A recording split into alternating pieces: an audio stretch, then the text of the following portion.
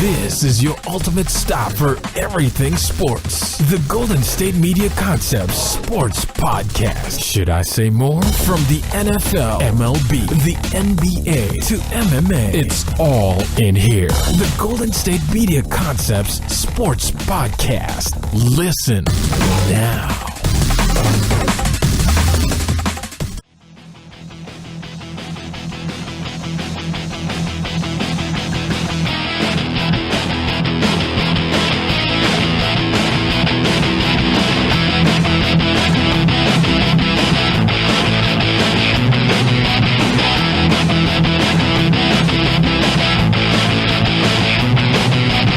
Alright, and welcome to the GSMC Sports Podcast.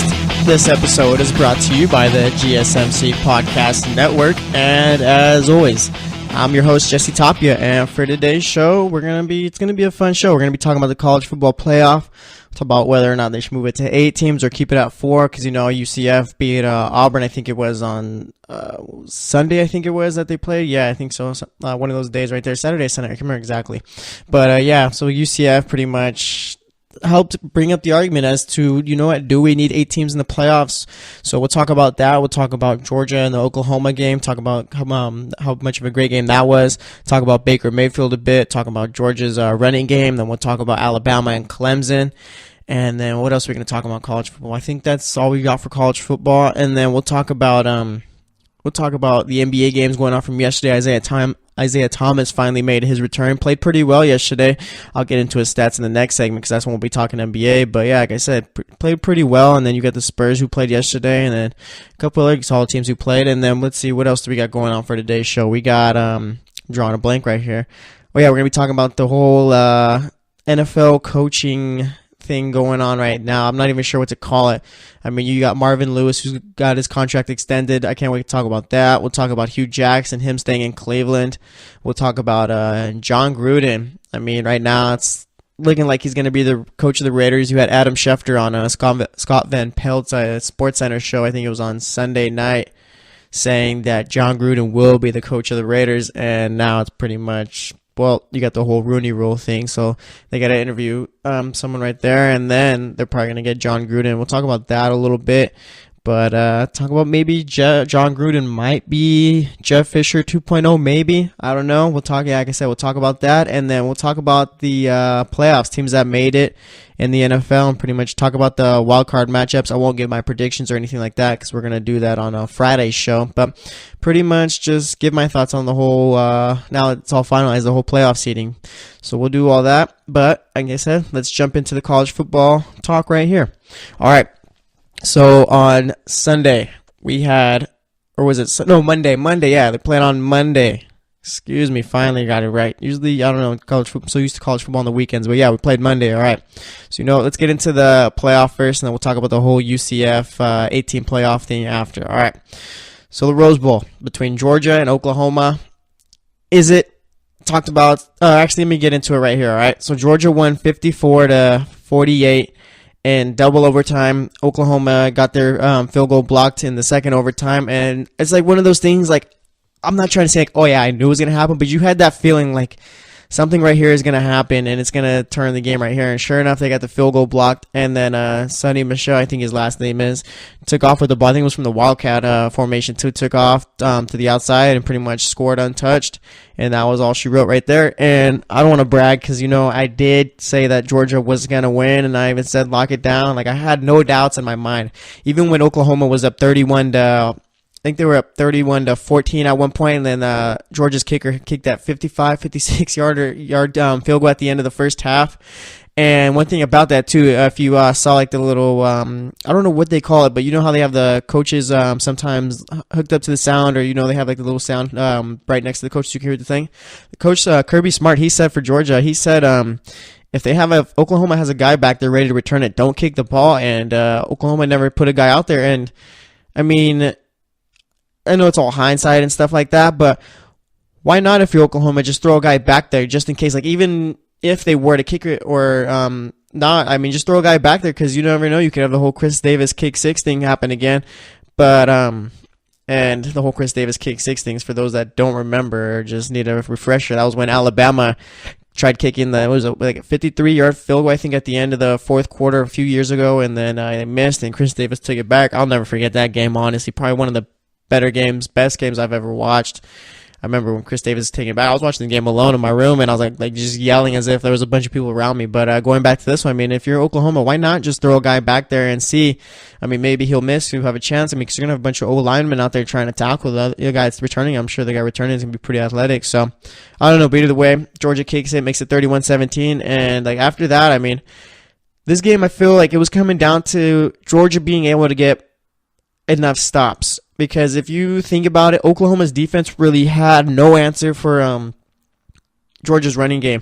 And if you remember on the last podcast, I think it was last Wednesday, I talked about the game.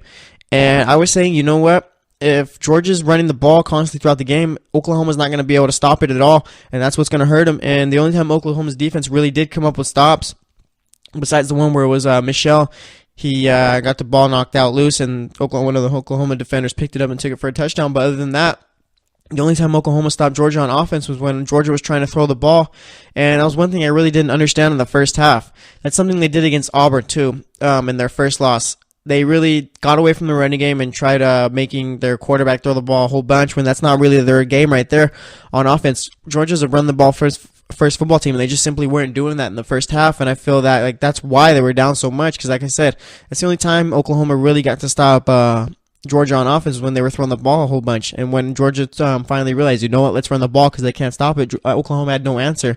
And like as far as Oklahoma's offense goes, I knew that Georgia was going to be at least to be able to get a couple stops, because I think going into this game, Georgia's defense wasn't giving up no more than 13, 17 points a game, and obviously that really didn't matter in this one because Oklahoma has the best offense in the nation. But I figured that, you know what, if Georgia's defense is playing so well for the season, giving up, I think it was like I said, 17 or 13 points a game, then they're good enough to get a couple of stops at least on this against this Oklahoma offense. And sure enough, that's what they did. They sacked Baker Mayfield a couple of times in the second half on third down and forced him to throw an interception that pretty much, like, they were going back and forth before that interception, but once that interception, Baker Mayfield threw that interception to the safety, right there was when it was like, you know what, Georgia's going to pull out this game for sure. But I really, like I said, I'm not trying to brag or anything like that, but I really had no doubts about Georgia pulling this one out. Like I said, even when they were down 31-17 at the end of the first half, I had no doubts. Like I said, it's always defense, okay? You always got to take the team with the best defense, because you always know you can depend on them to get a stop when they need it. And sure enough, that's what happened. Whether it was sacking Baker Mayfield, getting the interception off of him, or even the special teams blocking the field goal, because like I said, it's just like Oklahoma's defense just couldn't stop the Georgia running game. But let's talk about whether or not this was the best game of all time. I'm going to go, this was the second best Rose Bowl game of all time. All right, at number one, I still have that USC and Texas game in my heart. All right, because like this game was great right here. This was one of the like just back and forth, double overtime, and pretty much just complete offensive showdown right here. Okay, but there's just something about that USC and Texas game. It's like the USC and Texas game is like iconic. You know, you had guys like Reggie Bush, Matt Leinart, Vince Young out there, okay? Pete Carroll versus Mac Brown. It was just like the whole, like the USC Texas game. And I'm almost, like, I can't remember exact score or whatever, but I know for sure it was low scoring this one. But like that game right there was just like, there's just something about that game. Like that's the game of all games right there. Vince Young taking Texas down the field, all right, and then scoring that game-winning touchdown at the end. It's just something about Vince Young versus Matt Leinart, because we remember when Vince Young went to the Titans and Matt Leinart went to the Cardinals, I think it was. They faced off in one time in I think it was the first season. Yeah, they faced off. I think it was week 1, too, that they faced off against each other in the NFL, and Vince Young won that one, too. But it's just something about Vince Young versus Matt Leinart at that time that was just great. And then, like I said, Reggie Bush, one of the greatest college football players of all time. Don't matter what you tell me, he has a Heisman, okay? Him giving it up or whatever, that doesn't matter, okay? Reggie Bush has a Heisman. The whole USC team, they all have their records. They all win national championships or whatever. NCAA can't tell me different. NCAA is shady, and they've done their own bad stuff, so USC's got all that. But like I said, just this game right here between Georgia and Oklahoma was great. One of the better games of all time. like I said, 54-48, Georgia coming out in double overtime. But there's something about that USC and Texas game that's just iconic. Like that's, like I said, it's just the game of all games, and you really, like, nothing compares to that at all. It's just, I can't even like understand, like, I tell you like why. It's just, there's something about that USC and Texas game for me that is just best game of all time by far. And like I said, we're gonna have a bunch of great games going forward in the next few years, future. I'm sure we're gonna have a game that proves to be better than this, but I don't think anything will ever top Texas versus USC in that Rose Bowl game. I don't even have to say the year or the score or anything like that. You just know when I say USC versus Texas, everyone goes back to that one game and Vince Young scoring that touchdown at the end. I mean, like I said, it's just iconic. But either way, believe it or not, we did have another game after that. And I feel like poor Clemson and Alabama, really. I mean, after that Georgia and Oklahoma game, it was pretty much for me. I was like, oh yeah, Clemson and Alabama are playing. I guess I'll turn this on and pretty much try and watch as much of it as I can. But I mean, the Georgia and Oklahoma game just pretty much took it all away from Alabama and Clemson. And I'm so happy I did end up changing my pick to Alabama on the last podcast, which was Wednesday's podcast, I believe, last Wednesday's, because when they first announced the top 4 teams for the college football playoff, I said that Clemson was probably going to beat Alabama, but you know what? After that month, I had time to think. And I thought, you know what? Alabama's going to win. Nick Saban in revenge games in his last 14, I think it is, or he's had 14 revenge games. Either way, you guys 12-2 in those games, and I just felt that Alabama, they were going to be way more healthier than they were a month ago, and obviously they were, and they just pretty much knew whatever Clemson was going to do. They were prepared greatly for them, and Alabama pulled out that win 24-6.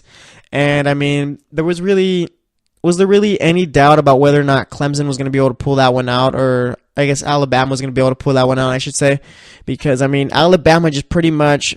This was like a few years back when LSU beat Alabama during the regular season, or was it in the SEC championship? I can't remember exactly, but either way, they ended up playing each other in the national title game again, and everyone was really excited. I think that's when Tyrann Mathieu was still playing for LSU. Everyone was really excited about, oh yeah, we can see LSU play Alabama again. Are they going to be able to beat them down again? And it's probably going to be a good game, and it wasn't. Alabama just pretty much wiped the floor with LSU and did whatever they wanted, and that was pretty much exactly how this game was right here. I mean, Clemson put up 6 points, but that's it, just 6 points. Alabama had 24 points, had a pick 6 too, and pretty much whatever Clemson tried to do on offense, Alabama had to answer for it literally every single time. And like I said, like this game was just, it stinks because I mean we'd probably be talking about it a whole lot more, but just the fact that I had a follow up to Georgia and Oklahoma was pretty much meaningless. Like honestly, I could tell you, I didn't really care who won this Alabama and Clemson game. Like I picked Alabama, but that Georgia and Oklahoma game pretty much just had me like all college football down. Like, man, like I have to go through another one of these. And I mean, you know, this game had to follow up and be a whole lot worse than, well, not worse, just not as exciting as the Georgia and Oklahoma one was. But I mean, now you got Alabama out here facing off with Georgia, and we'll talk about that. Actually, yeah, let's talk about that now before we talk about UCF and the whole 8-team playoff, because we're going to spend some time on that. But yeah, now we got Alabama versus Georgia in the national title game. And this game's going to be in the Georgia Dome also. So, I mean, Georgia has that going for them, but I'm not sure. Like, college football is kind of weird. Like, I'm not too familiar with the ins and outs of college football. Like in the Rose Bowl and stuff, you'll see half of the stadium is filled with Georgia fans, and the other half is with Oklahoma fans. I'm not sure if that's going to be how it is in the Georgia Dome, because obviously Georgia is going to be the home team in that one. And if Georgia's, I don't think that the NCAA would allow Georgia fans to be able to buy blue tickets, so I'm sure they're going to allocate them, or whatever that word is, a certain way. But I mean, I don't know which way to lean in this game right here, because I mean, Georgia just played probably its best game of the season by far against Oklahoma, and then you got Alabama who played extremely well against Clemson. I mean, can Georgia pretty much, if Georgia's gonna beat Alabama, they're gonna need to replicate that performance against Oklahoma, and like, can you do that again a week later? And I'm just trying to play devil's advocate right here, okay? Because I've been seeing a couple of college football insiders and reporters and analysis for ESPN and Fox and all them saying, you know what, like Georgia's going to be gassed out because they played this double OT game against Oklahoma and pretty much left it all in the field for that. But I mean, this is the national title game. I don't think you got to like remind Georgia, oh yeah, you got to get it for this one. I think Georgia's going to be ready for this national title game, especially in the Georgia Dome. Going to be crazy atmosphere, and it's probably going to be obviously it's going to be a majority of Georgia fans out there. So I mean, is Georgia going to be able to get up for the national title game? Like, Well, at least they've been saying like going to be able to get up for this game. Like, yeah, it's the national title game. I'm sure Georgia's going to be out there ready to go. But same with Alabama. Alabama, I know we get like in college football, you get different recruits, different players year after year. But I feel Nick Saban and that staff pretty much, they know what it takes to win, and they've translated that over to the players, and the players are pretty much going in there like they know what it takes to win a national championship. They know what it takes to pretty much be the best team in the country, and they know what it takes to perform well. And it's pretty much like I'm kind of torn on this one right here. I'm not going to make my prediction till I'm not going to make my prediction until Friday just so I could have more time to think about it. But, I mean, it's going to be a good game, I feel. It's going to come down to pretty much, again, right here, it's going to come down to whether or not Georgia's going to be able to run the ball on Alabama's defense. Because I'll tell you this right now, Jacob Fromm? I think I'm going to go with Jake Fromm. Yeah, Jake Fromm's not going to be able to have a big game against this Alabama defense. It's going to come down to Sonny Michel and Nick Chubb against this Alabama defense. And I'm not too sure if they're going to be able to run the same way they did. Well, obviously they're not going to be able to do what they're going to be able to do it again against Alabama, like how they did it against Oklahoma. That's just not going to happen.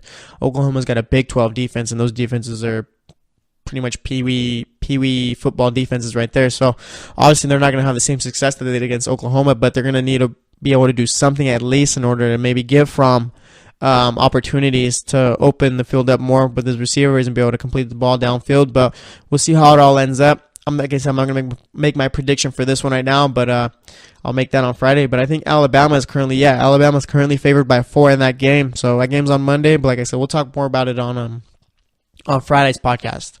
So let's get into UCF real quick. UCF, okay, they finished the season undefeated. I think they were 12-0, 13-0 after they beat Auburn 34-27.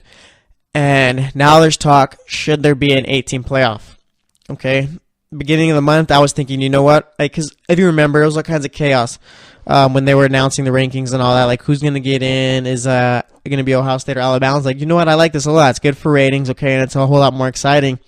But now with UCF winning, I mean, you can't help but think, should there be an 18 playoff? Okay, because you have UCF, who no one really gave them an opportunity, okay, at all. They're like, UCF was like pretty much like Wisconsin, except Wisconsin ended up losing their championship game. And Wisconsin like never was even in the top 4, even with being undefeated before their conference championship game, which I think was pretty bad. But either way, they ended up losing. But now, I mean, the whole should we go to an 18 playoff? I mean, I think that, you know what? Like, I'm not sure like if like the logistics of it. Like, you got contracts and all that stuff that's behind the scenes. So I'm not sure how they'd be able to do it or whatever. But I think that if they had the opportunity to, I think, yeah, go ahead and move it to an 18 playoff. Okay, because then you'd have the 5 conference champions in, and then I guess I've been hearing like seeing like, oh yeah, 3 wildcard teams. All right, so you have Oklahoma, Georgia, who else won their title game? USC in. Then you got Ohio State, and who won Clemson from the ACC in. Okay, so you get those 5 teams, and then you can throw in a team like UCF, Wisconsin, Penn State, whoever. It doesn't really matter to me who else you throw in. I guess you could throw in a team like Auburn too if you want. Then you have, you'd be Auburn. I'm guessing if we were doing 8 teams and they selected at the time, because obviously now Auburn's a 4-loss team. But if they did at the time, the 3 wildcard teams would be Alabama, Auburn, and UCF. You probably have UCF playing Clemson. Then I'd go the number 2 ranked team would be, I guess, let's go Oklahoma right there. They'd be playing Auburn. Then you got number 3 Georgia. They could be playing well, I guess you have to do it on the rankings too, because I guess it wouldn't be just top 5 being the conference championship. So let's go with the top 5 or top 4 that we had. Okay, so you had Clemson, Oklahoma, Georgia, Alabama. Okay, then you throw in Ohio State, USC, Auburn, and then UCF. We'd have UCF versus Clemson, like I said, Oklahoma versus Auburn. Then Georgia versus USC, and then give me what would it be? Alabama versus Ohio State. Yeah, so it'd be like that. And if you think about it, that wouldn't drop ratings at all. If anything, that'd make the ratings go higher. Those are all good games, or at least games between big programs right there. To where that would draw ratings at least. And there'd be good games, I feel, too. I mean, UCF, obviously they were a good team since they beat Auburn, so UCF versus Clemson would be a good one. Maybe UCF could pull it off, but, I mean, I do think that there should be an 18 playoff now that I've seen why and, like, how it would work and what teams would be in it, like with the 5 conference champions and then 3 wildcard teams. So I think they should do it. Like I said, I'm not just sure about the whole logistics of it and how they'd be able to do it, but we'll see. I mean, it probably won't happen for another few years if they were to even try it or whatever. But like I said, we'll just see how it all ends up. But as of right now, we got Georgia versus Alabama on Monday for the national championship, and that's going to be a fun one. But that's actually going to wrap it up for this segment. Next up, we're going to be talking some NBA, talk about Isaiah Thomas. So stay tuned, and we'll be right back. Are you looking for the very best NFL and college football podcast? Then check out the GSMC Football Podcast. Get the latest football news both on and off the field. From the NFL Draft to trades to the rumor mill to the NFL Combines, they got you covered. That's GSMCpodcast.com/football-podcast. Get updates on college rivalries, game day insights, and much, much more. It's football talk the way you want it. This show eats, sleeps, and breathes football. Don't forget to like them on Facebook and follow them on Twitter. Visit GSMCpodcast.com for more info.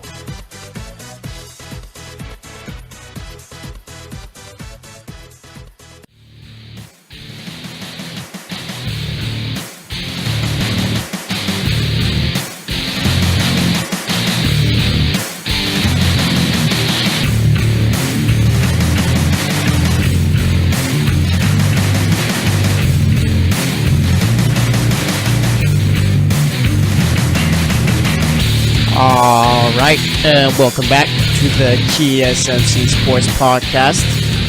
I really enjoyed talking about that last segment. It's probably the longest we ever talked about college football on the show, but I mean, when you got a good game like her great game, probably one of the best games of all time in Oklahoma and Georgia, I mean, they're going to give you a lot to talk about. And then when you get a team like UCF beating a team like Auburn, and a team like Auburn's out here beating Georgia and Alabama during the regular season, they're going to give you something to talk about, so I appreciate that from UCF. But yeah, just to recap that last segment, talked about the Georgia and Oklahoma game, talked about why Georgia was able to win, and talked about why I was right. But also talked about if it was the best game of all time. I mean, let's go best Rose Bowl game. I said no. I still think Texas versus USC in the Rose Bowl was better, more iconic.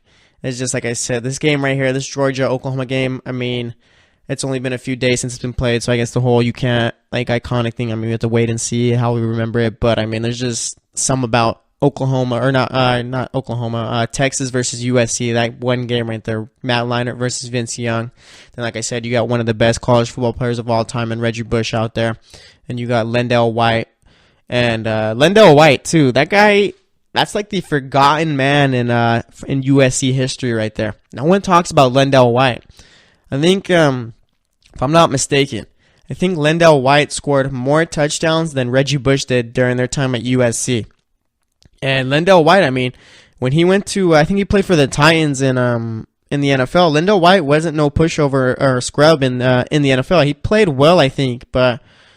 I mean, we didn't really get to see him for that long, but it wasn't like he was a bad player or anything like that. It was just Reggie Bush was just so much more exciting. So I think just that's why we forget about Lendell White. But Lendell White, I didn't forget about you. I'm sure there's other people out there who remember him more than others do. So yeah, it's just the whole Texas and USC game. That's more iconic for me than this Georgia and Oklahoma game. But who knows? Maybe I'll change my mind because that's what sports people do, I guess. But yeah, I talked about the Alabama and Clemson game too. Talk about how it was a tough game to follow up on the Oklahoma and Georgia game. I mean, no one really was talking about it. I mean, it's like, oh, we got to watch this game after what just happened. But Alabama pretty much did whatever they wanted against Clemson. Clemson had no answer for Alabama. Alabama had every answer for Clemson. So we got Alabama versus Georgia in the national championship. And also talked about UCF beating Auburn and why there should be 18 playoff. And the whole, it'll hurt ratings. And it won't, I promise you that. So I think there should be an 18 playoff, but I'm not sure how that happens or when that happens. So we just stick to 4. But let's talk some NBA. So starting off the first game, we had Portland heading into Cleveland. Cleveland won that game 127-110. For Portland, you had Joseph Nurkic with 23 points. Damian Lillard had 25 points, 6 assists. He shot 8 of 15 in that one. Evan Turner dropped in with 15 points. And 8 rebounds, shot 7 of 14. And CJ McCollum had 19 points, 4 assists, 5 rebounds. He shot 8 of 17. As for those Cleveland Cavaliers, you had Kevin Love with 19 points, 7 rebounds. Jay Crowder had 17 points. LeBron James, 24 points, 8 rebounds, 6 assists. And actually 6 rebounds, 8 assists, And then off the bench, Isaiah Thomas is back. He had 17 points, 3 assists. He shot 6 of 12, 3 of 8 from the three-point line in 19 minutes of play. And Dwayne Wade had 15 points, 8 rebounds, and shot 6 of 11 off the bench also. All right, let's talk about Isaiah Thomas for a little bit, okay? So he's back, and he looked really good yesterday. Well, only played 19 minutes, but was very efficient, was a plus 17 in the game yesterday. For those who don't know what plus 17 is, just the plus-minus stat. Obviously, for however long you're on the floor and how many points you guys score more than the other team, then that's going to be a plus. And if your team scores less than the other team when you're on the floor, then you're going to get a minus stat. Okay, I think I explained that pretty well. If not, I'm sorry. I'm sure Google could be your friend also. But like I said, Isaiah Thomas comes back yesterday, and he plays well, and he's not going to be playing tonight against the Celtics. And actually, that reminds me, I got to make my picks for tonight's games. But yeah, he's not going to be playing tonight, and there's this whole thing. I guess they're talking about ESPN about him not getting a video tribute, or he said he didn't want one. And I don't understand why. I mean, he tweeted about it too. I mean, everyone's pretty much jumping to conclusions with it. But Isaiah Thomas said he didn't want one because his family wouldn't be there and he wouldn't be playing. So that makes all the sense in the world to me. And I mean, even if he was a little bit still frustrated about the trade, I get that too. I mean, I can completely understand the trade between the Celtics and Cavs trading away Isaiah Thomas and what Danny Ainge did. Okay, you can't be loyal to players in this league, and players can't be loyal to teams.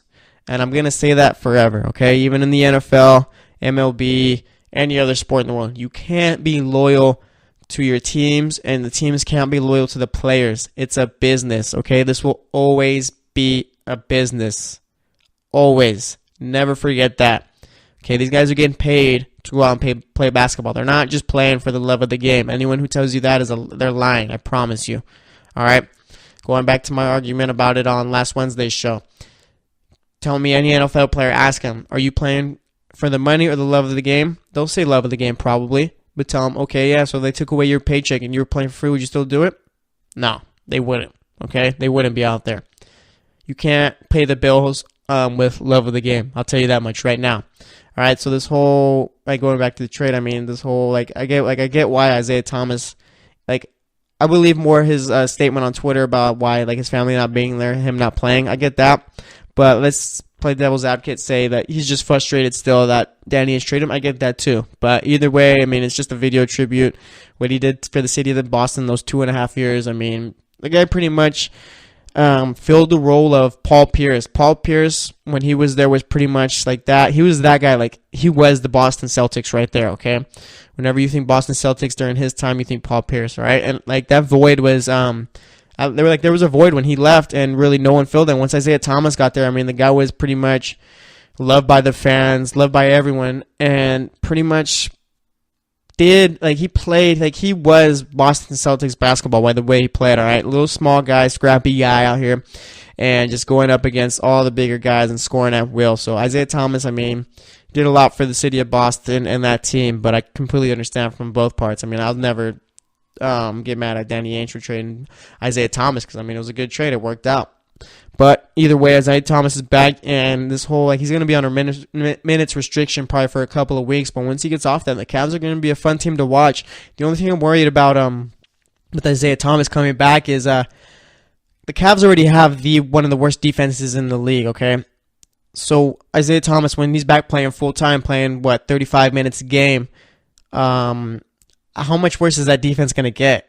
You can't win championships when you play bad defense. I'm sorry, you can't. All right? You have to play a solid defense in order to win a championship. Doesn't matter how good your offense is. Some days it's not gonna be there, so you're gonna have to limit the other team to scoring. And I don't think the Cavs are gonna be able to do that when Isaiah Thomas comes back, and it's not gonna get better, obviously. So it's gonna be interesting to see how it all plays out. But I guess we just gotta wait and see. But I mean, he's gonna be a good spark for this offense too, and he's gonna pretty much be because ever since Kyrie got traded away, obviously, to Boston, I mean, they really haven't had that go-to scorer on the team. That's exactly what Isaiah Thomas can be when they're trying to limit LeBron. Boom, you got Isaiah Thomas.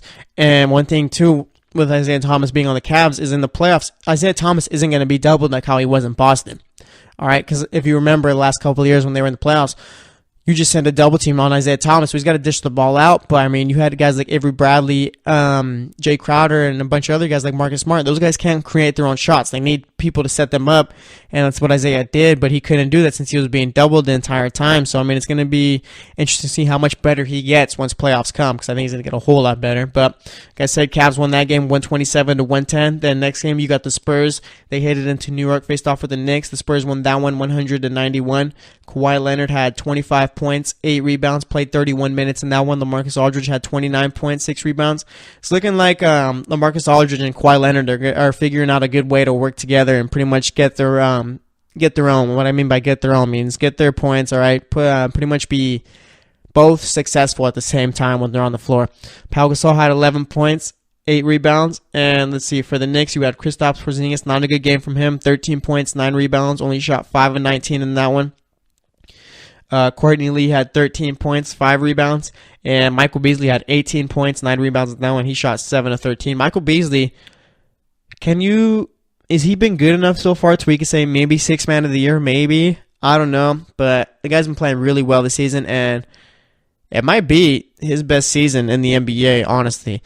Think about it. Because Michael Beasley, I mean, he was the second pick of the draft. I think it was like 2009, 2010, one of those drafts, I think it was, or 2011. I can't remember exactly, but that was when the draft where Derrick Rose went number 1 and Beasley went number 2. And Beasley he never lived up to expectations. And I mean, now it's too late to live up to those expectations, I guess. So now you can just be a solid role player. And that's exactly what he's been. So maybe 6th man of the year, maybe. I don't know.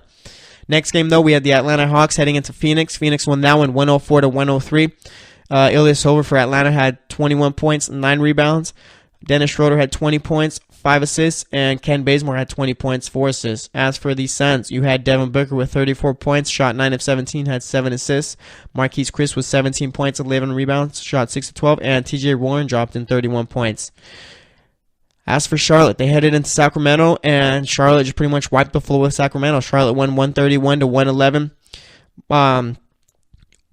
Let's see, Dwight Howard had 20 points, 8 rebounds. Kemba Walker, 12 points. Not a good game from him. Only had 10 assists, though. Nicholas Batum had 21 points, shot 8 of 12.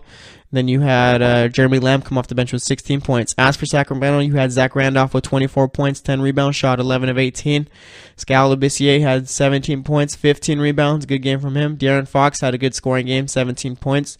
And then no one really too notable off the bench for the Kings. But, I mean, the Kings, I really don't get them. Couple games ago, they beat the Cavs by 14 points, played really well, and then all of a sudden they're just playing extremely poorly, can't guard anyone to save their life. And I mean, it's kind of worrying to see for the Kings because they got all these young guys. I mean, they're trying to build chemistry and trying to develop a young core, but I mean, it's like they're not competing at all. The Kings just aren't competing. Like I said, they beat the Cavs by 14, but I mean, you needed Vince Carter to come out and score 21 points, I think it was, in order to beat the Cavs, okay? Vince Carter's not going to be able to do that all the time, so I mean, this young core is going to need to figure out a way to gel together, even with the veteran guys like George Hill and Zach Randolph. They're going to need to figure out a way to gel together, because if not, I mean, what good is it to have young guys if you're not competing out there? I mean, at least, I mean, again, like, they're young and they're going to lose a lot of games, but I mean, keep it close at least, compete out there instead of just getting blown out every time. But it's going to be interesting to see how it all ends up. I know Sacramento Kings fans and writers are starting to talk about Dave Yeager a little bit, not talking about his job, but starting to question him, you know. As for the last game of the night, we had Memphis heading into LA facing off with the Clippers. The Clippers won that one 113-105. For Memphis, you had Tyreek Evans with 18 points, Marc Gasol only 11 points. Mario Chalmers comes off the bench, drops 15. As for the Clippers, you got Blake Griffin with 21 points, 8 assists, 6 rebounds, shot 9 of 18. DeAndre Jordan had 12 points, 9 rebounds. CJ Williams, 18 points, and Lou Williams had 33 points off the bench. Guys been playing really well. That might be the 6th man of the year right there. Let's head over to the games tonight so we can make our picks. Let's see. Am I going to be able to get them all right tonight? We'll see. If not, oh well. All right. First game, we got Cleveland heading into Boston. That game's going to be on at 5 o'clock. And I'm going to go, it's going to be on ESPN also. Boston's favored by 3. I'm going to go Boston in this one. Cleveland's on a back-to-back, and I think Boston's going to be able to get a win right here. Let's see. Next game, we have the Rockets heading facing off with the Magic. I'm going to go with the Rockets in this one. Even without James Harden, they're still the better team. As for the Spurs, they're facing off with the 76ers. I'm going to go with the Spurs in this one. Spurs are on a back-to-back, but I think they're going to be able to pull this one out still. Knicks, they're facing off with the Wizards. I'm going with Washington on this one. The Knicks are also on a back-to-back, but like I said, I got the Wizards. Minnesota's facing off with the Nets. I got Minnesota. Detroit facing off with the Heat. I got the Heat in that one. The Raptors are facing off with the Bulls. Bulls are doing this whole tanking thing poorly. They're not tanking well enough. I got the Raptors, though, on that one. And you got the Pacers facing off with the Bucks. Bucks are favored by 7.5. I'm going to go with the upset. I'm going to go with the Pacers. Warriors facing off with the Mavericks. I got the Warriors, obviously. Suns with the Nuggets. I got Denver. Pelicans up against the Jazz. I got the Pelicans. And then the Thunder facing off with the Lakers. I got the Thunder. The Lakers are currently spiraling out of control. But that's my picks right there. That's going to wrap it up for this segment. Next up, we're going to be talking about the coaching in the NFL, talking about John Gruden, Marvin Lewis, Hue Jackson, and maybe anything else that goes on. And then to finish up the show, we'll be talking about the NFL playoffs, the wildcard games going on. But stay tuned, and we'll be right back. Check out the show that's built on the MMA, from the UFC to extreme cage fighting. They got the fights covered. Check out the GSMC MMA podcast. Get the latest news on past or upcoming fights. Join us as we talk to and about some of the biggest names in the MMA, past, present, and future. When it's the fight game, there's just one show to check out. GSMCpodcast.com/MMA-podcast. Don't forget to like them on Facebook and follow them on Twitter. Visit GSMCpodcast.com for more info.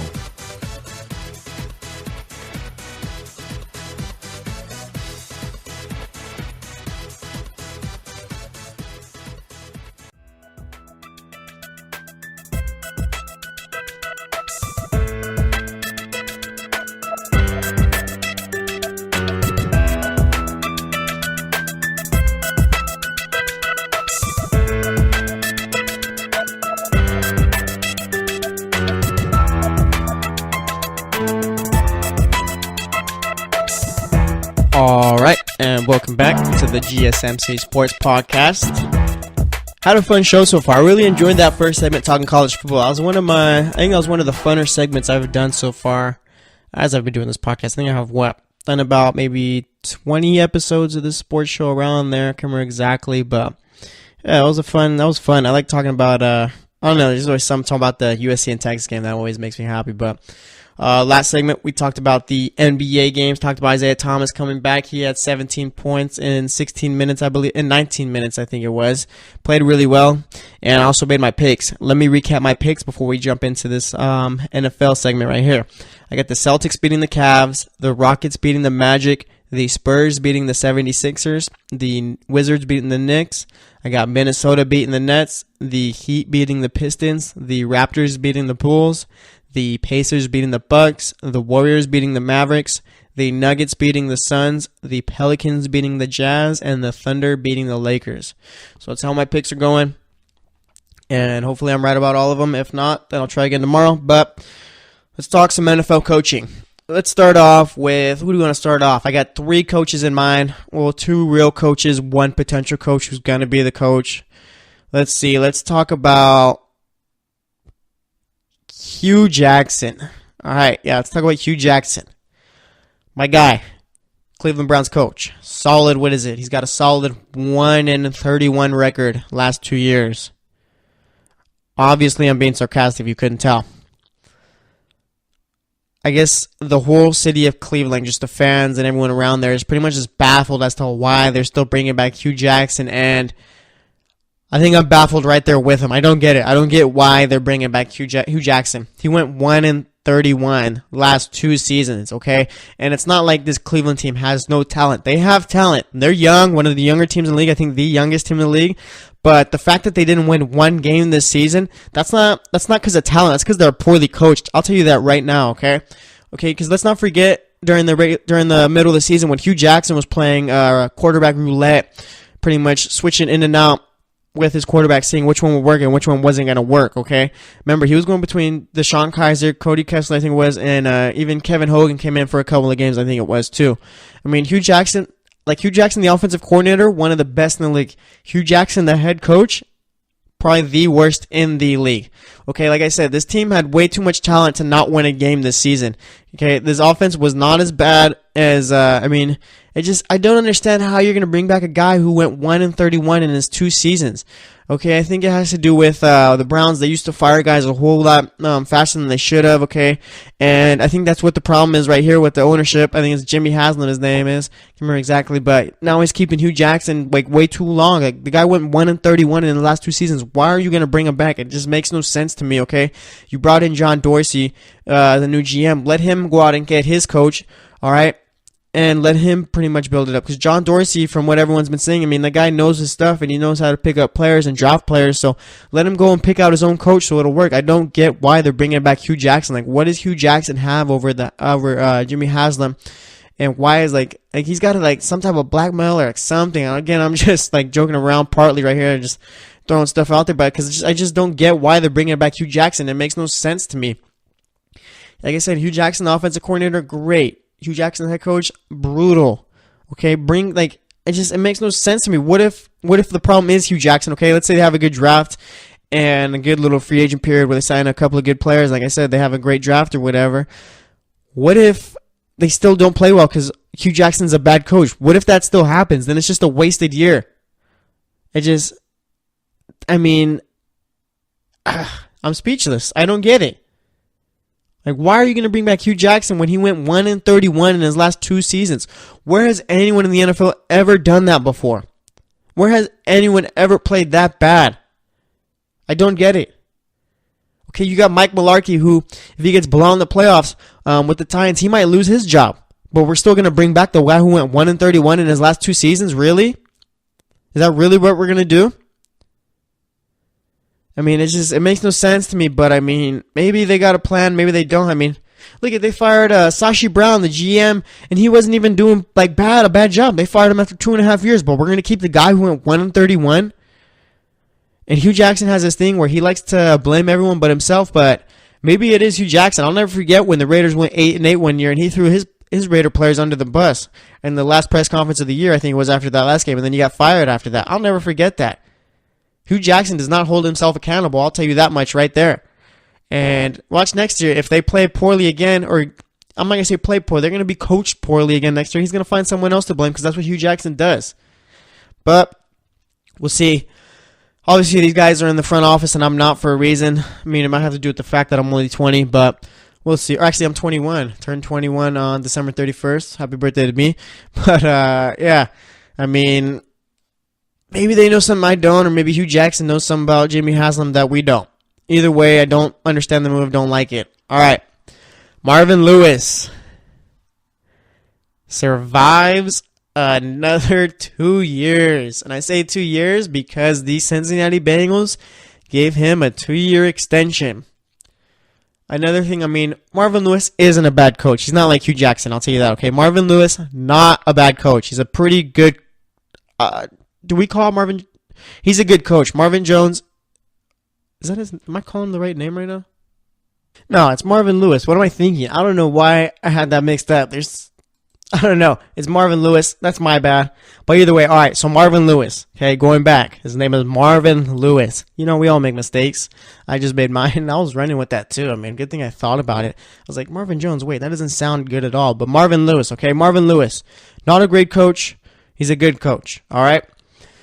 And, I mean, I guess that's why I'm not too upset at the Bengals for giving him a 2-year contract extension, but I just feel like he's overstayed his welcome in Cincinnati. I think it's just time for it's time for a change for both, but I mean, I guess I do see, do I see the reason why they brought him back? I mean, it could be because there's just not really too many big names out there to hire for a head coaching spot, and I mean, Cincinnati was terrible before Marvin got there, but it's just like I said, I think it's just they both need a change. Marvin Lewis needs a change, and I think the Cincinnati Bengals need a change, and obviously that's not going to happen now that they're bringing him back for 2 years. I mean, how do the players feel about this too? I mean, it just I don't know, man. I just feel like they're just stuck being average or being barely good, you know?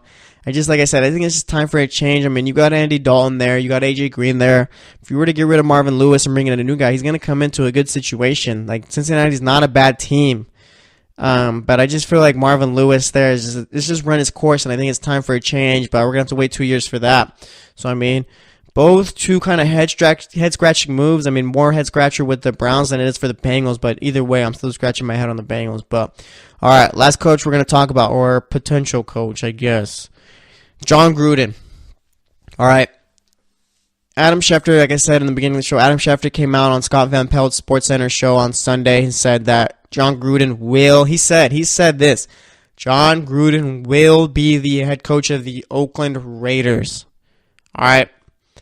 Obviously, that can't happen because of the Rooney Rule, and let me talk about the Rooney Rule for a little bit. It's kind of it's a good rule, and I understand it, but let's not lie to ourselves. These owners are not abiding by it, and they're just bringing in some guy to interview and be like, oh, thanks for your time, so they can just go out and get that out the way so they can get their guy. That's what's been happening. Okay, we're not fooled or anything like that. That's exactly what's been happening this entire time. So it's either the owners or NFL's got to figure out a way to make this Rooney Rule legit, or just get rid of it, because owners are just bringing in a guy to interview and then boom, that's it. So they need to figure that out, but that's all I got to say about the Rooney Rule right there. As for John Gruden to the Raiders, okay, obviously it hasn't happened yet. Now John Gruden came out and said, oh yeah, it's a good chance it happens. It's going to happen. John Gruden's going to be the coach of the Raiders, okay? So let's not even talk hypotheticals. It's going to happen. John Gruden will coach the Raiders. So what do I think about John Gruden? I think John Gruden is Jeff Fisher 2.0. Just a little bit maybe better. Actually, no. For those that haven't listened to the show or are just listening or need a reminder, Jeff Fisher is like public enemy number 1 in the NFL to me, okay? Jeff Fisher is a person, probably a nice guy or whatever. Jeff Fisher, the NFL coach, public enemy number 1. And I think John Gruden is exactly that. All right, won a Super Bowl with Tampa Bay. Let's not lie to ourselves. Those were Tony Dungy's players, all right? And I think I can't remember who was the defensive coordinator for that, but John Gruden won the Super Bowl because he had whoever was the defensive coordinator was there, had the best defense, one of the best defenses of all time. All right, that's why John Gruden won a Super Bowl. And John Gruden's record with Tampa Bay, I think that's below 500 too, and I think his overall record as a coach is a little bit better than 500. So, like I said, he's just Jeff Fisher 2.0. I don't understand the hype with John Gruden. Like, where did this come from? Let's not forget what he was with Tampa Bay. Like the guy didn't win anything besides that one Super Bowl, and after that was it. All right, I think maybe I don't get the hype. Maybe it's because he's been in the ESPN booth for so long, and we've kind of all come to forget about how average he was as a coach. But I mean, he's not gonna fix the Raiders. I'll tell you that, unless he knows some way to magically fix the defense. That team won't be fixed. So I don't understand the whole John Gruden hire.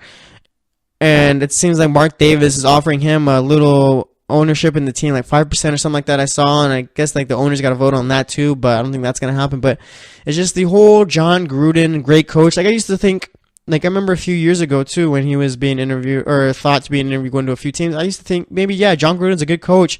But as the years have passed, I'm starting to get older and be a little bit smarter. John Gruden is just Jeff Fisher 2.0 big time. I don't understand the hype and I don't get it at all. But I guess we're just going to have to wait and see how he does. Because, I'll tell you this much right now. He's going to be the coach of the Raiders. I have no doubt. All right? But I guess we're going to see how it all plays out either way. But like I said, it's just John Gruden. I mean, I don't understand the hype. He's not going to fix the Raiders. I'll tell you that much. I think there's problems deeper than that. I've been seeing, too, between reporters and fans, between stuff that there might have been some dysfunction in that Raiders locker room.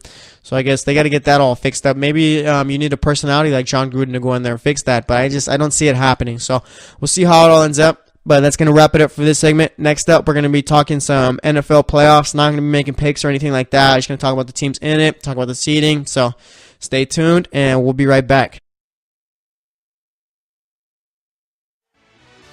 Are you looking for help for your fantasy football team? Check out the GSMC Fantasy Football Podcast. Get today's best advice on who to start, who to sit, even who you should draft. From sleeper picks to red-hot lineups, they got it all covered for you. That's gsmcpodcast.com/fantasy-football-podcast. We'll cover traditional leagues, dynasty, PPR, even IDP leagues. When you need fantasy help, there's just one show to hit up. Don't forget to like them on Facebook and follow them on Twitter. Visit gsmcpodcast.com for more info.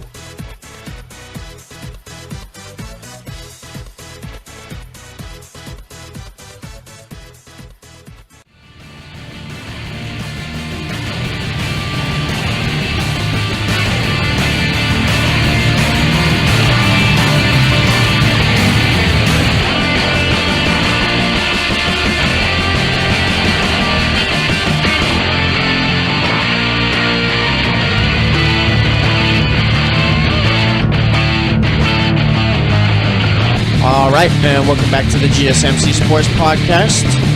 And that last segment, we talked about 3 teams and their coaches and potential coach, I guess you could say, for the Raiders. But like I said, John Gruden is going to be the coach of the Raiders. I have no doubts about that. But talked about Hue Jackson and talked about how that move, bringing him back, is baffling. I mean, like I said, I get the team is really young, but I mean, he went 1-32. That's not a 1-32 team he has out there. That team should have won at least 4 games, 5 games with the talent that they had. So I just don't get bringing back Hue Jackson. I mean, Marvin Lewis. Yep, his name is Marvin Lewis. But I'm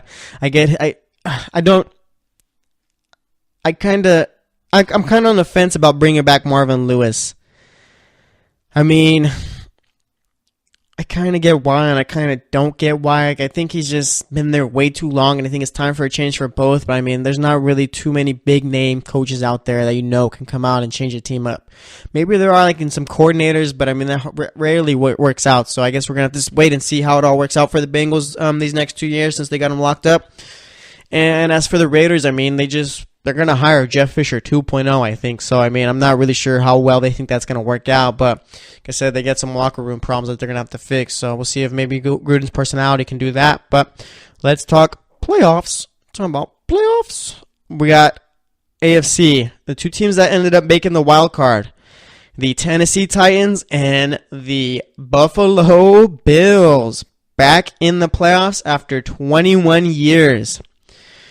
Let's see. All right, so the Bills, they beat Miami, and then they had to wait on the Cincinnati Bengals and Baltimore Ravens to finish their game. They needed the Bengals to win, and it was looking good for most of the game for the Bengals. They were up 24-10, but then eventually Baltimore comes back, and they were winning 27-24. I think there was 40 seconds left, 4th and 12, and I was watching the game with my uncle, and it's 4th and 12. I was like, oh yeah, there's no way Cincinnati's going to get this. It's over. Baltimore's going to make the playoffs. Sure enough, good old Andy Dalton finds, I can't remember the receiver who it was he threw to, but either way, he throws it on 4th and 12. It's a deep little ball too. I mean, not too deep or anything like that, but it was like a 15, 20-yard pass, I think it was. Guy catches it. Safety's behind him. There's players around the receiver too as he catches the ball, but they just refuse to take a good angle to tackle him. I'm not sure what happened there, okay? But the safety's behind him. Receiver catches the ball. He's got his back turned to the end zone, okay? Moves to the right, turns his body to the right, takes off all the way to the end zone for a touchdown. And I don't know if you got to see, if anyone's seen the Buffalo Bills players' reactions. Go ahead and check their Twitter out. I'm sure you could find them videos on Google too. But go ahead and check those out. I mean, they were going crazy, just yelling, just it was cool to see how they reacted to it. And I mean, good for Buffalo right there, but also kind of not good for Buffalo. Let me bring the mood down a little bit. LaShawn McCoy hurt his ankle against the Dolphins game, and he was carted off, I should say. Yeah, he was carted off. So, I mean, it's kind of unknown whether or not he's going to play on Saturday, I think it is, that they're playing against the Jaguars. And if he doesn't play, they have no shot whatsoever of beating the Jaguars. I'll tell you that much right now. If LaShawn McCoy does not play, place your bets on the Jags easily. All right, Buffalo has no shot without him, so they need him to get healthy in order to make this whole playoff thing a little fun little destination, fun little journey right here. And I think if LaShawn McCoy comes back and plays, I mean, I think Buffalo might have a chance at beating the Jags. I mean, I'm not going to make my pick right here, but if LaShawn McCoy does play, I mean, they do have a chance. Jacksonville is currently on a kind of a slide. They got blown out by Jimmy G and the 49ers, and then after that, they lost to the Titans when they had opportunities to pull out a win and make big plays, but they look like the old Jaguars against the Titans. I'm not even going to lie to you. So, I mean, maybe the luck is starting to run out for Jacksonville. Who knows? But I guess we're going to have to wait and see how I make my pick for that. As for Tennessee, it came down to a 3rd and 5 play for them to make playoffs, all right? If they were up 15-10, okay, it's 3rd and 5. If they don't get this first down, Jacksonville's going to get the ball back, and Jacksonville had the momentum at that point, all right? Jacksonville, they scored a touchdown on defense, and that's just because Marcus Mariota and Derrick Henry Marcus Mariota couldn't hand the ball off to Derrick Henry well enough, and they fumbled, and the defender, I can't remember what his last name was, but he picks it up, and he takes off for a touchdown. Jacksonville had the momentum, so it's 3rd and 5, and you're thinking right here, this is it. Tennessee doesn't get this, Jacksonville's going to come and score, and Mariota takes off with the ball, and he stiff arms Barry Church. Go check this play out. I mean, 3rd and 5, and it looked like Jacksonville was going to have him too. They had 2 guys in front of him. Mariota puts a move on one, and then Barry Church goes for the tackle, and it was one of the nicest stiff arms of the year. Mariota just stakes his hand down in Barry Church's face mask, pushes them down, gets the first down. And it's like, boom, Marcus Mariota just got the Titans into the playoffs. So, like I said, it was just a great play right there by him. Big time play from a quarterback right there. If Marcus Mariota wants to be the guy, he's got to make plays like that, and he sure enough did, all right? Good play from him, but they're going to be playing the Kansas City Chiefs in Arrowhead. I've been talking bad about the Chiefs for the last 5, 7, 8 weeks. I don't know who to pick in this game. All right, I'm not sure. I think the Chiefs should be favored, and as they are, I think they are, and they are the better team. But I mean, do we trust the Chiefs yet? Do we still trust them, or have they gained back our trust? Because I'm not sure they've gained mine back, and I don't think Tennessee is all that great of a team either. I mean, they kind of stumbled their way into the playoffs. I mean, they still made it, but do we trust either of these teams? I mean, it's going to be probably the ugliest game of the playoff weekend coming up, this wild card weekend coming up. So I'm not sure what we think about them. But as for the NFC, Atlanta ended up getting that final playoff spot. Shout out to them. They got the job done. I've been talking bad about them all year, talking about how they're underwhelming on offense and how they have a bunch of talent, but they haven't been able to put it together. And I still don't think they could. They only put up, 19 points against Carolina. And I think don't think that they're playing well enough to make any noise in the playoffs. And they're going to be playing up against the Rams. So, I mean, it's going to be a good game right there, probably. I think, let me check these wildcard games. So, on Saturday, we got the Titans and the Chiefs and the Rams and the Falcons. And then on Sunday, we got the Bills and the Jags and then the Panthers and Saints. That's going to be a fun right there, Panthers and Saints. Cam Newton, I know I like to say how he's not accurate with the football at all, but Cam Newton, somehow, some way, he's a winner. That's it. He figures out a way. So, I mean, this game against the Saints is going to be really fun to watch. And let's see. Let me rank these games real quick. I'm going to go with the Panthers and Saints being the number 1 game. I'm going to go Falcons and Rams being the number 2 game. Then, obviously, Jags and Bills being number 3 game. And then Chiefs and Titans being the 4th best game of the weekend. But can you say it's 4th best since there's only 4 games? And they're 4 out of 4? I don't know. Either way, though, I mean, I'm really looking forward to this Panthers and Saints game. Carolina, if they would have beat the Falcons, they would have been division winners right there, and they just couldn't pull it out against Atlanta. I mean, credit to Atlanta. I thought they were going to choke away the season and not be able to make it, but sure enough, they did. But let's talk about the teams who didn't make the playoffs real quick. Let's start off with the Seattle Seahawks. There's been talks in the NFL universe that Pete Carroll might be thinking about retiring. I take that with a grain of salt, but I mean, it's not too far off of a thought that Pete Carroll could retire. Seattle really imploded at the end of the year, and Pete Carroll does leave when just everything's going down. I mean, remember when he left USC, that's when they got all those sanctions. All right. And Seattle starting to, they imploded at the end of the season. I'm not going to lie. So maybe Pete Carroll could leave and just say, I'm out, I'm done, deal with it, someone else deal with it. I mean, it wouldn't be too far off for him to do that, I think. But I don't think he's going to retire. But as for Seattle goes, I mean, first year they didn't make the playoffs, and I think, 5 years, I think it was. I mean, Seattle's been a great team over these past few years, and they're going to need to make some changes. Pete Carroll came out and said that's not looking good for Cliff Averill and Cam Chancellor for them to continue playing football because of their neck injuries. So I mean, boom, those are 2 big pieces of the defense gone right there. Earl Thomas already told Jason Garrett to come pick him up, and Richard Sherman tore his Achilles, so we're not sure how well he's going to be when he comes back. I mean, the guy's a cornerback. He's going to have to make cuts with the receiver and use his footwork a lot. So, I mean, it's got to affect him at least. It's going to affect him, I have no doubt. So, I mean, we're going to see how he does when he comes back. They need a running back. They need an offensive line. So, Seattle's got a lot of problems they got to fix in the offseason. And that's why this whole Pete Carroll retiring possibility, I mean, I wouldn't doubt it. Pete Carroll leaves when the going gets tough. I'm not going to lie, okay?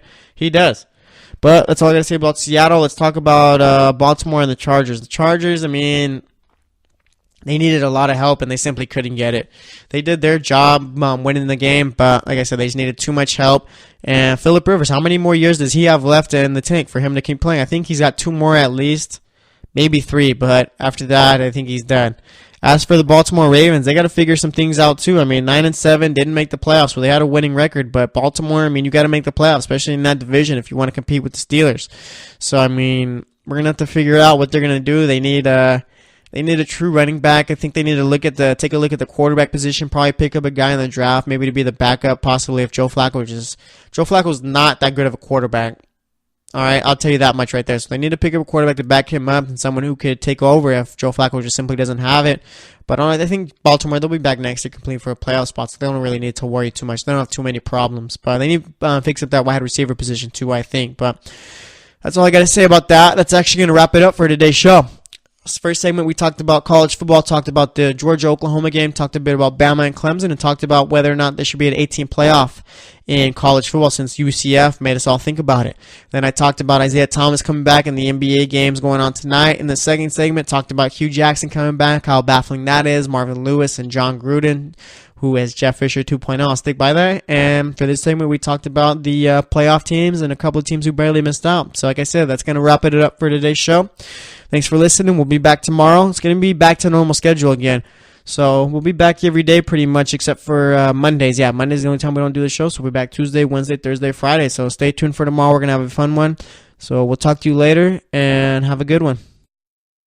You've been listening to the Golden State Media Concepts Sports Podcast, part of the Golden State Media Concepts Podcast Network. You can find this show and others like it at www.gsmcpodcast.com. Download our podcast on iTunes, Stitcher, SoundCloud, and Google Play. Just type in GSMC to find all the shows from the Golden State Media Concepts Podcast Network, from movies to music, from sports to entertainment, and even weird news. You can also follow us on Twitter and on Facebook. Thank you, and we hope you have enjoyed today's program.